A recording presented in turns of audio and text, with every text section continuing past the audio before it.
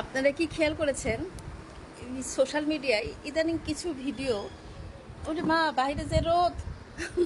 আসসালামু আলাইকুম বন্ধুরা, কেমন আছেন? দেখছেন, ঈদ চলে গেল, পয়লা বৈশাখও চলে গেল, এখন আবার আগের মতো জীবন শুরু হলো। তো যাই হোক, আমি যেটা বলছিলাম যে আপনারা খেয়াল করেছেন ইদানিং মানে ফেসবুকে ঢুকলেই অনেক ধরনের ভিডিও দেখতে পাওয়া যায়। তার মধ্যে একটা ভিডিও দেখে আমি একদম অবাক হয়ে গেছি। আমার মনে হয় যে আপনারা যারা দেখেছেন তারাও অবাক হয়ে যাবেন। ভিডিওটা কি ছিল? ভিডিওটা ছিল এক ভদ্র মহিলা মাজতেছে, থালা বাসন মাজতেছে। এই সময় আজরাইল আলাইহিস সালাম আসতে সেই অভিনয় করে দেখাচ্ছে। মানে কত বড় দুঃসাহস! আমি আসলে কি বলবো, যে আমরা পাগল হয়ে গেছি। এই ভিডিও বানিয়ে টাকা ইনকাম করতে যায় আমরা পাগল হয়ে গেছি। তো সে যা করলো সেটা হচ্ছে কি, যে আজরাইল আলাইহিস সালাম আসতে তাকে বলতেছে চলো তোমার সময় শেষ, এখন যেতে হবে। তখন সে এরকম করে বলতেছে যে হচ্ছে আমি কিভাবে যাব, আমার তো হচ্ছে মাজা ঘষা বাকি আছে, হ্যান ত্যান এগুলো বলতেছে। তো আমার খুব শখ ছিল। আমি একটা জিনিস করি বুঝছেন, যে ভিডিওগুলো দেখতে আমার ভালো লাগে না সেখানে আমি কোনো কমেন্টসই করি না। আর করলেও হচ্ছে ইতিবাচক কমেন্টস করার চেষ্টা করি, না হলে করি না। তা আমি আমার খুব ইচ্ছা করছিল ভদ্র মহিলা, যে আপনি যে এইটা নিয়ে তামসা করে, মানে আপনি এটা ফানি ভিডিও বানালেন, কিন্তু সব কিছু নিয়ে কি ফানি ভিডিও বানান যায়? আপনারাই বলেন, এটা কি সম্ভব বানানো? কিভাবে উনি পারছে? ওনাকে যদি একদিনের জন্য উনি যদি হচ্ছে হসপিটালে ভর্তি হয়, তাহলে বুঝতে পারবে যে মৃত্যুটাই হচ্ছে স্বাভাবিক। আমরা মরে যাব সেটাই হচ্ছে অস্বাভাবিক, আমরা যে বেঁচে আছি না, এটাই হচ্ছে অস্বাভাবিক। এখন আমাকে অনেকে বকাবকি করবেন যে আসছে দুধে ধোয়া তুলসী পাতা। না, আমি ভালো মানুষ না। আমি ভালো মানুষ হলে আমি কেন আবার সোশ্যাল মিডিয়ায় নিজের চেহারা দেখাই? আমি ভালো মানুষ না।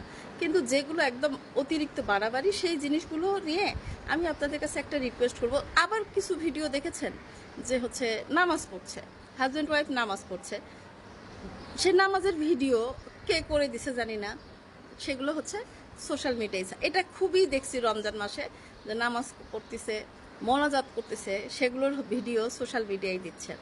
না, আমার আসলে বলার কিছু নাই। আমি শুধু আপনাদেরকে একটা অনুরোধ করব, জানেন অনুরোধটা কি? অনুরোধটা হলো, আমরা এই ধরনের ভিডিওকে দেখব না। যেমন ধরেন, আমি আপনাদেরকে বলি, আমি জানতাম না কিনলে পানি, মানে একটা পানি পাওয়া যায়। আপনারা জানেন যে আমার রেস্টুরেন্ট বিজনেস আছে, কিনলে পানি এটা কিন্তু, তারপর কোক। আগে এসে সবাই যে খাবারই খাক তার সাথে একটা ড্রিঙ্কস মানে কোকের অর্ডার দিত। আবার কিনলে পানি, এখন এই কিনলে পানি কিন্তু অনেকেই, আমি এবার অবাক হয়ে গেছি যে কিনলে পানি অনেকেই খাচ্ছে না। তো আমরাও বিক্রি করব না, যেহেতু আমাদের কাস্টমাররা চাচ্ছে না, সেহেতু আমরা কিনলে পানি কেন বিক্রি করব? আমরা এখন অন্য পানি আনবো যেটা বিক্রি হবে।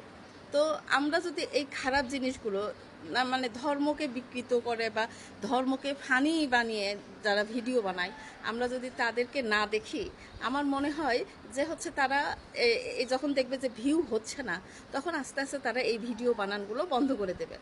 কি বলেন, ঠিক বলেছি না? তারা কিভাবে এই ভিডিওগুলো দেখবে? তাদের যদি ভিউ না হয়, তখন তারা তো এই ধরনের ভিডিও বানাবে না। সেই ভিডিওগুলো তারা বানাবে যেগুলো হচ্ছে দর্শক দেখে। আমরা দর্শক হিসাবে একটু সচেতন হই, একটু। আমার যারা শুভাকাঙ্ক্ষী তাদের জন্য আমার এই হচ্ছে অনুরোধ। আর যারা আমাকে পছন্দ করে না, তারা তো আমার কথা শুনে বিরক্ত হয়ে যাবে, আমাকে বকাবকি করবে। তো যাই হোক, কেমন কাটলো আপনাদের ঈদ? কেমন কাটলো আপনাদের বছরের প্রথম দিন? আমার বছরের প্রথম দিন কি বলবো, আমার আমার আমার বিজনেসটা নিয়ে আমার হচ্ছে সব কিছু। আর আলহামদুলিল্লাহ। তো কিন্তু পহেলা বৈশাখের দিনে আমার শপে একটা সমস্যা হয়, যে কারণে, সমস্যা বলতে কি, যে হচ্ছে বিদ্যুতের লাইন হচ্ছে বারবার হচ্ছে সকেট পড়ে যাচ্ছিল, যে কারণে হচ্ছে আমাদের বাধ্য হয়ে দোকান বন্ধ করে দিতে হয়। লোড নিতে পারছিল না। মানে এত মানুষ বাহিরে খায়, এত মানুষ যে ঈদের দিনে বাহিরে খায়, এই বিজনেসে না আসলে আমি জানতাম না। আপনারা কে কে বাহিরে খাওয়া দাওয়া করেছেন বলেন তো, একটু কমেন্টস করে বলবেন। ভালো থাকবেন সবাই, সুস্থ থাকবেন, নিজের প্রতি খেয়াল রাখবেন। আল্লাহ হাফেজ, আসসালামু আলাইকুম।